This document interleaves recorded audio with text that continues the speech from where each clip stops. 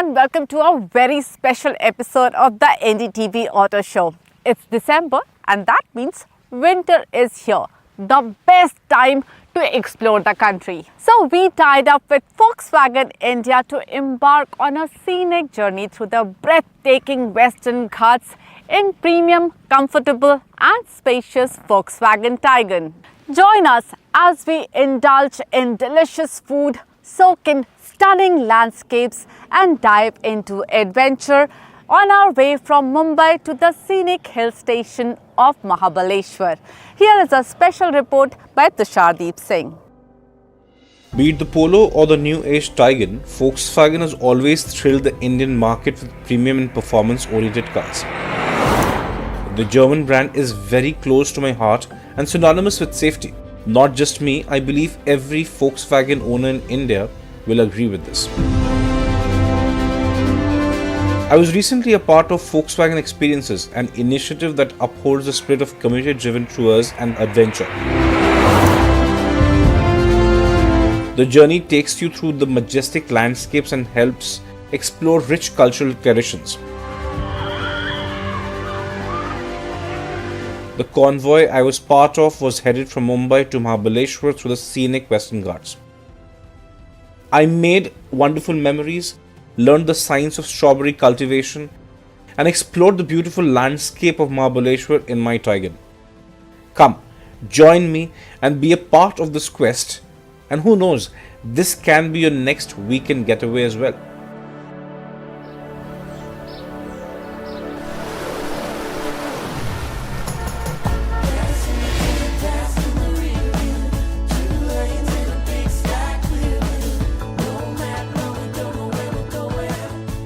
I find a deep connect with the city. Mumbai is fast, happening and chaotic.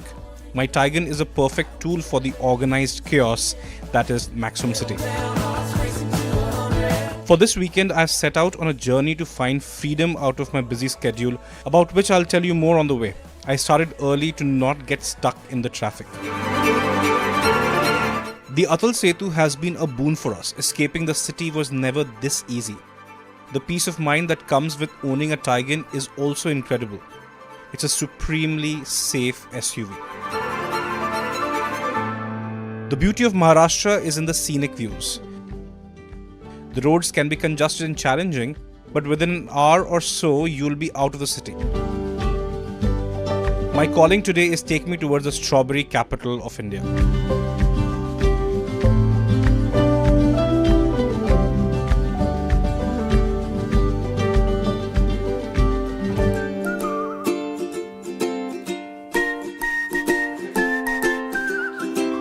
Before work happened, this used to be a pit stop on my way from Mumbai to Mahabaleshwar. It's about 2 hours from Mumbai, and exactly the food is just enough to satiate you enough for the couple of hours of drive that's still left for me to go. Am I looking forward to the food as much as the road trip? Apna wahi regular? Okay. ठीक है? Yes. चलिए. Thank you.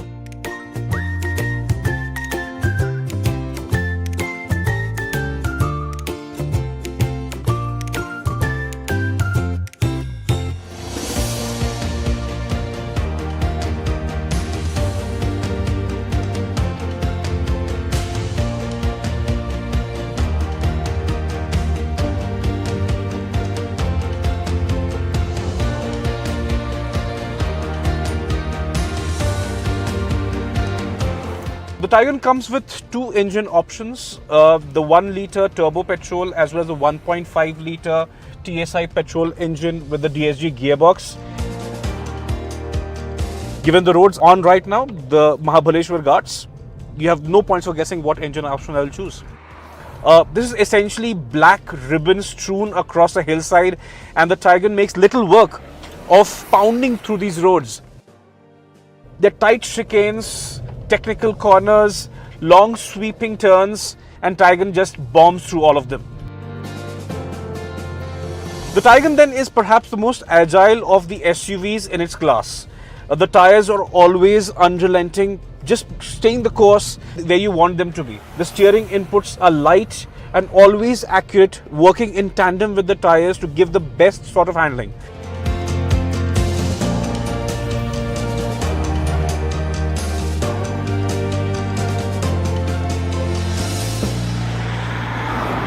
Around 4,700 feet above the sea level, Mahabaleshwar has a charm of its own. Quaint, cozy, and with a bit of colonial touch. This town in Maharashtra attracts tourists from far and wide thanks to its strawberries.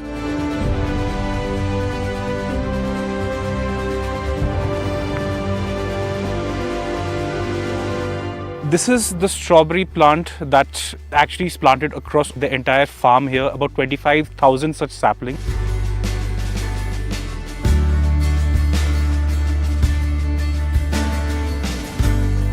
Farm with 25,000 saplings can result in about 25 kg of output per day. That's only on an organic basis. If you use chemicals or inorganics, which these people don't use, the output can rise up to 100 kg per day. Now, how do we plant this particular sapling? We just take it out of the plastic cup that you see here, insert it here with the small hole that we have dug, cover it up with the mud around it, up to the level of the soil. And what you see here, the black piping, it is actually for drip irrigation. In the next couple of weeks, this entire area will be covered with black tarp, as you can see on the other side of the field.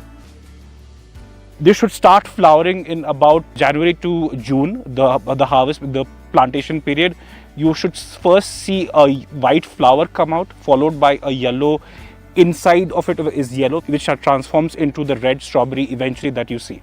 So this is exactly what the drive was about. Of the 4-5 hours that we drove from Mumbai to pluck fresh strawberries from the field itself. Perhaps this is what signifies freedom, if you ask me. Getting to where actually the fruit is. And perhaps the Taigun is the best tool for that, bringing us into the open for this. If this is not freedom, I don't know what is.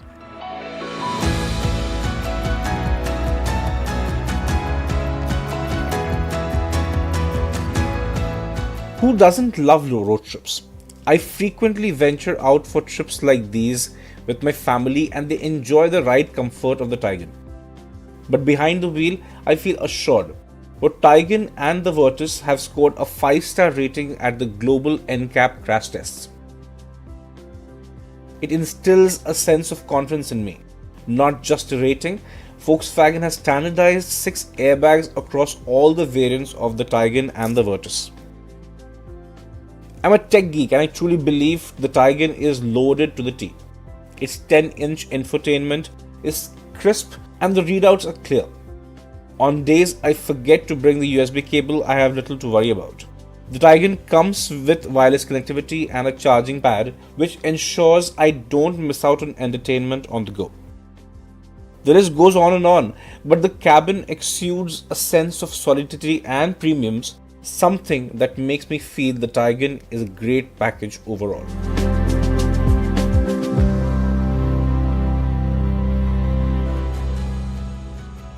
The photographer in me seems to take a back seat at office. I must tell you, Mahabaleshwar has several scenic spots where I love spending some time with myself and I enjoy a sense of freedom.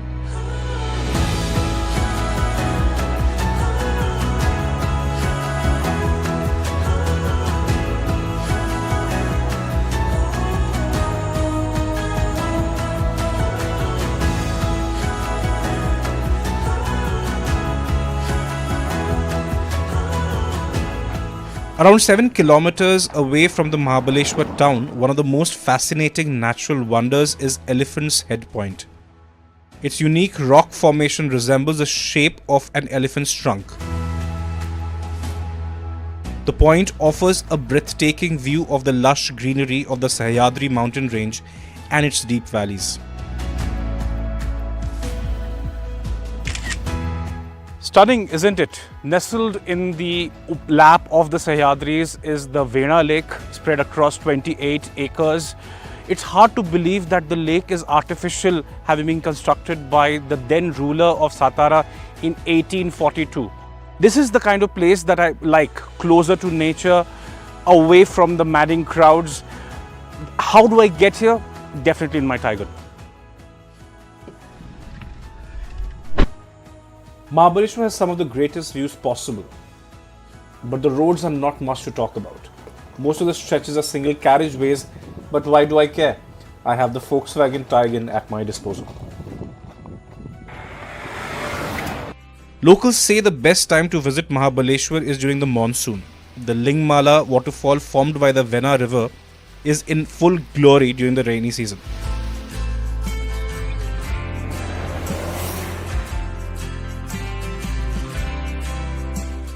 So that was my weekend with strawberries and an equally red Volkswagen Taigun. It's funny how just 2 days ago I was sat behind a desk leading my monotonous job with a bowl of frozen fruit. Now I'm actually filled with a sense of freedom, and that's courtesy the car that's behind me. The Volkswagen Taigun has taken me from Mumbai to Mahabaleshwar and up the ghats with such ease that I cannot imagine doing this trip in any other SUV of its class. I couldn't have imagined a better weekend getaway without a Taigun. It's the perfect tool for when you want to get around.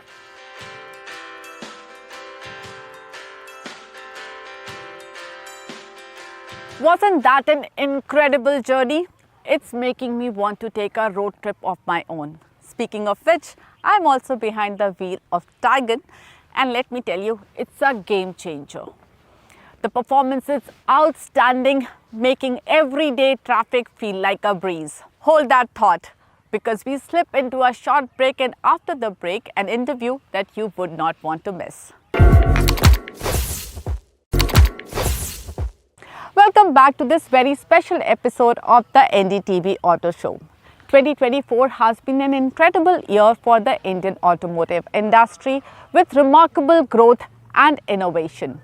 To get insights into what's next, we sit down with Brand Director Volkswagen India Ashish Gupta for an exclusive conversation.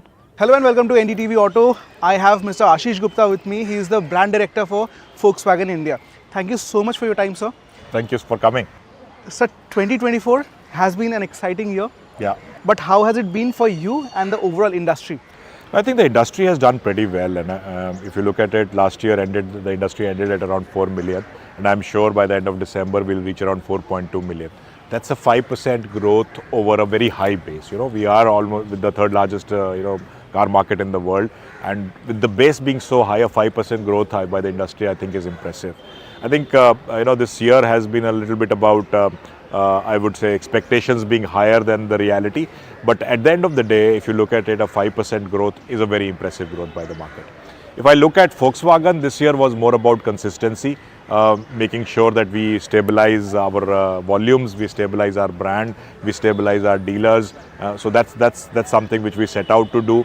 The another target that we had taken was to make the Virtus a number one in the premium mid-size sedan segment. We have been successful in doing that. The Virtus is by far the largest selling premium mid-size sedan in the country. The segment share of more than 30%. We wanted to bring all the diverse communities of Volkswagen owners in India together and lovers of Volkswagen, not only owners, together. That is something which we successfully achieved with Volkswagen Experiences. This is the second central leg of Volkswagen Experiences.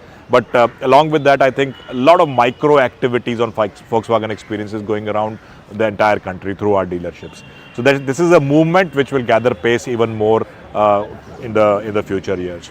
I think another aspect that we wanted to bring out was democratize the performance capabilities of our cars. We had the GT, which was loved by everybody. We democratized that by bringing the GT lines both on the Taigun and Virtus, which have been a roaring success and have helped us to keep our volume stable. So I think all in all, a pretty satisfactory year. Being in sales and marketing, I can never say I'm very, very happy. You can never be very happy, but I would say it gives you satisfaction. Great numbers for the entire market, also for Volkswagen, multiple activities going throughout the year. But going into a new year, 2025, what do we expect?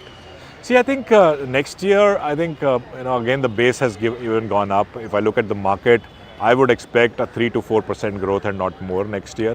Next year again is about a little bit of transition happening in the industry, both in terms of customer mindsets, in terms of drivetrains.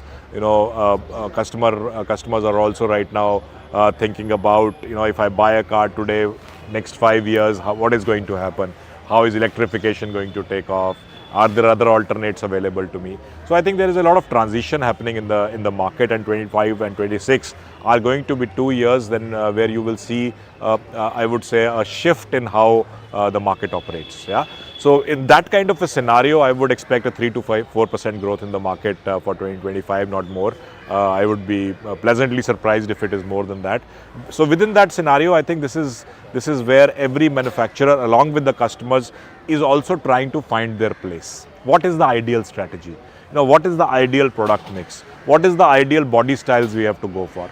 I think everybody is in that phase, and that is what we are also in. 2025 will be about elevating our credentials even further as a brand which offers performance. Yeah, if you look at our cars, we are known for our performance, whether it is on safety, whether it is on drive quality, whether it is on build quality. That is something which we want to elevate even further. So peak performance is something which we are looking at, and the products to justify that positioning in good time. Has been there a shift in strategy, especially with the electrification, which was quite a buzz almost a year ago? Yeah. Has kind of settled down? No, I think, again, it's, as I said, it's a transitional phase for the entire industry, yeah, and for the customers as well. So when it is a transitional phase, it's about how do you believe that this transition is going to happen. For customers, it is more about belief now. Yeah. As industry leaders, our role is to basically show customers what is possible, what is going to happen in the next 10 years, and then it falls on the customers to believe in that transition. I think the entire market and customers are right now in that leap of faith kind of a phase. So the projection sometimes can be a little bit off because that leap of faith may not happen as you predicted, but the direction is right. Yeah. So the direction is clearly towards electrification in the long run. It may not, it was predicted to be 5% by 2024, it is going to end up at around 2.5, 3%, so be it. Yeah.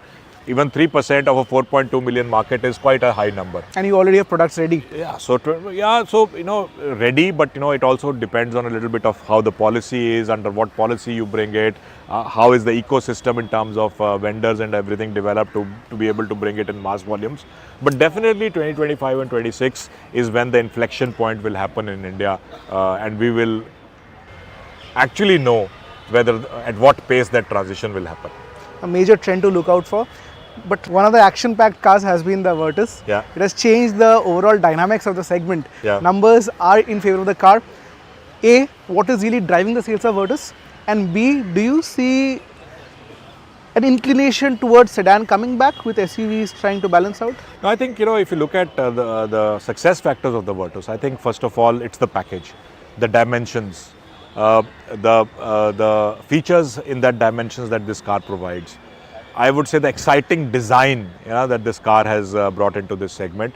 And I would say also a little bit of kudos to my marketing and communication team, the way we have positioned the car, with the GT, with the kind of design changes and the kind of new variants we have been able to bring, whether it is the GT or the GT line or the differentiation through the GT Chrome and GT Sport. So we have continuously excited the customers about the Virtus. I would also like to maybe thank the customers who have really loved the performance and the package and the design of the car and amplifying it. At one point of time, people used to ask me only about Polo. Yeah, when is Polo coming back? So it's a refreshing change that we have been able to replace one cult or one icon with another icon in the making with the Virtus. This year we see a lot of customer acquisition and building exercises, especially through the experiences part. Yeah. How has that been? And again, what is there to look forward to? No, I think, experiences is, I would say, the objectives, if I look at it from a company point of view, are manifold.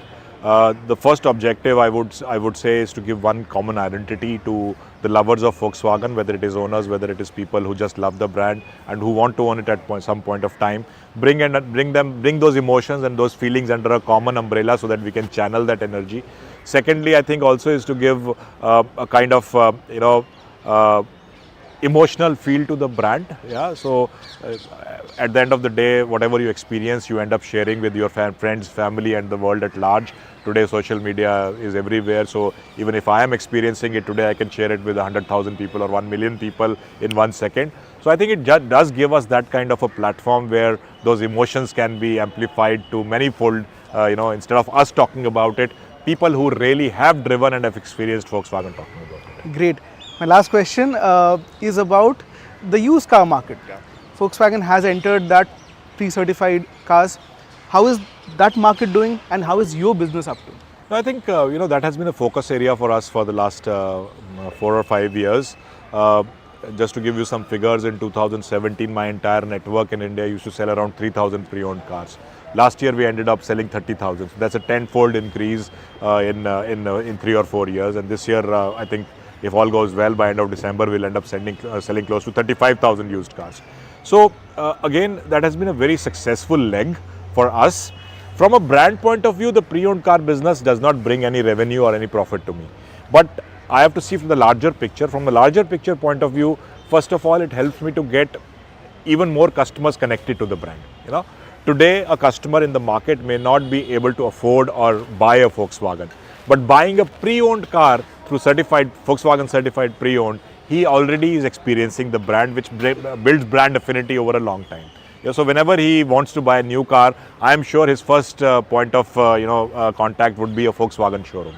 So that brings in more customers to our brand. Secondly, it provides a lot of a new profit stream to my dealerships, which is very important. The new car sales business can be cutthroat. It is cutthroat.